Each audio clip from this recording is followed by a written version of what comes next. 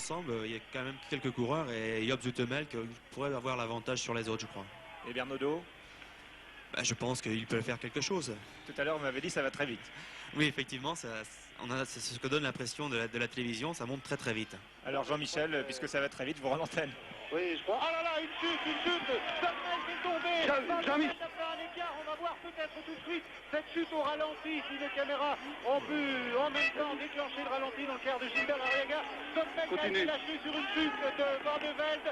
Est-ce qu'il va revenir? Il va vraisemblablement être attendu. Regardez la chute avec Van de Velde qui fait un écart. Il tombe sur quoi? Je ne sais pas. En tout cas, quelque chose a volé sur la route. Il a peut-être roulé sur un carton et bouffé par Legrand, le mécanicien de l'équipe Tiralec. Zoetemelk va tenter de rejoindre. Il va être attendu vraisemblablement Raymond Poulidor par les équipiers Job Zoetemelk. La vite là.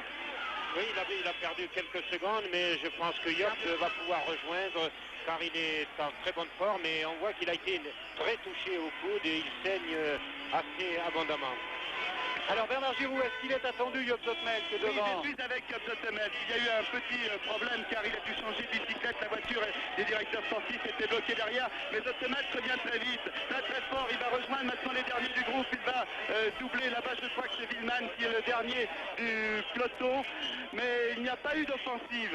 Il n'y a pas eu d'attaque de la part des adversaires. On n'attaque peut-être pas un homme à terre. C'est ce qu'ont dû penser Kuiper, à moins qu'ils aient connu plutôt des difficultés, qu'ils soient un petit peu justes comme l'on dit, et qu'ils n'aient pas toutes leurs possibilités, tous les moyens pour attaquer. Personne n'a attaqué dans le groupe. On attend Zoetemelk véritablement. L'allure a même baissé. C'est Zoetemelk qui imprimait le train tout à l'heure avec Van de Velde. Et maintenant, Zoetemelk, c'est plus qu'à 20 mètres, 10 mètres de ce peloton. Il va retrouver sa place en tête. Nous allons quand même bien vérifier si personne n'est parti dans ce groupe. Nous revoyons Agostinho, Nilsson, Martin, Piper est bien là.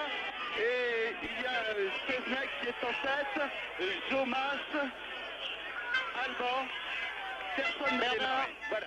Bernard, oui, l'accident s'est produit exactement à l'endroit où il y a 5 ans, Bernard Steznek est passé, mais à son endroit, il faut le préciser, qui sera désormais maudit dans la légende du cycliste. Zoetemelk a recollé. On a vu tout à l'heure que Willman était décroché. Il arrive maintenant à la hauteur qui est cette masse, je pense. Il remonte Zoetemelk. Alors Raymond Poulidor, d'abord une question. Est-ce que Zoetemelk ne va pas payer cet effort? Et deuxièmement, pourquoi n'a-t-on pas attaqué Zoetemelk au moment où il était décramponné sur chute? Non, je ne pense pas. Si Job ne souffre pas, s'il n'a pas été blessé physiquement dans la chute, je ne pense pas qu'il va payer ses efforts. Mais ce qu'il faut noter, si ses adversaires l'ont pas attaqué, peut-être ils ont été contents eux également que le train se ralentisse. Car on s'est aperçu que Van de Velde menait vraiment très fort à l'avant. Alors ce qui a été étonnant, c'est de ne pas voir un équipier de Job Zoetemelk se laisser décramponner, mais l'équipier de Job Zoetemelk qui l'accompagnait, c'est celui qui est tombé, c'était le seul qui restait, c'était Van de Velde, donc il n'avait personne. Les deux coureurs de tête, car ne l'oubliez pas, la tête c'est ailleurs, c'est devant, c'est pratiquement sur la ligne d'arrivée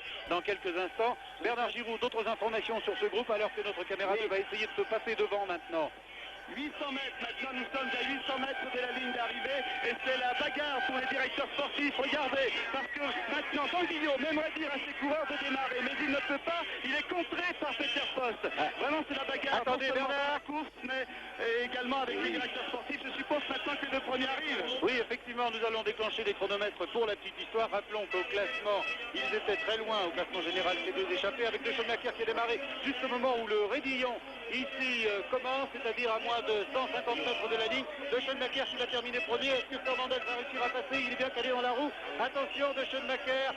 Au moment où ils sont sur la ligne, premier top de Schoenmaker, deuxième Fernandez. Voilà pour cette étape de Pralou qui n'aura peut-être pas donné de grands résultats sur le plan du classement général. Soulignons qu'il n'était pas dangereux et tout de suite on retrouve le peloton.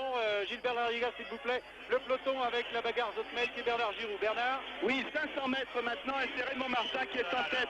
Les coureurs de Tanguillot m'ont compris, mais peut-être un peu tard à mon avis. Il y a Martin, Nilsson, Steznek, derrière Alban, Jomas et Zoetemelk qui n'est pas loin. Il y a également Agostinho, c'est un démarrage, une accélération de Nilsson, mais Zoetemelk continue. Et une chute, une nouvelle chute, Agostinho est tombé, il s'est accroché avec Alban, Alban a continué, Agostinho est à terre, il repart, il a du mal à repartir, sa chaîne est coincée, on le pousse, Agostinho le malheureux, lui le bison futé, eh bien cette fois a été mis à terre comme un Torero. Oui, malheureusement, mais pour la course, il fallait que notre caméra soit devant. On ne pouvait pas voir cette chute d'Agostinho. C'est dommage pour Tino. Souhaitons qu'il puisse remonter. Ces chutes sont presque inexplicables. On aura le temps d'en parler tout à l'heure avec Raymond Poulidor. J'ai bien l'impression pourtant que Van Velde a roulé sur quelque chose et qu'il a ainsi fait un écart provoquant la chute de Job Zoetemelk qui a pu heureusement repartir immédiatement. Et c'est Nilsson qui a fait l'effort tout à l'heure. On retrouve les coureurs avec la caméra du car.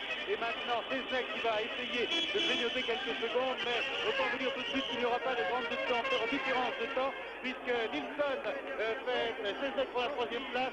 En quatrième position ici, alors qu'arrive Alban avec également Nilsson, Bernodeau, Zoetemelk, toute l'équipe. Kuiper a été décramponné. Kuiper perdra une vingtaine de secondes à l'issue de cette ascension. Ça confirme qu'il n'était pas très bien.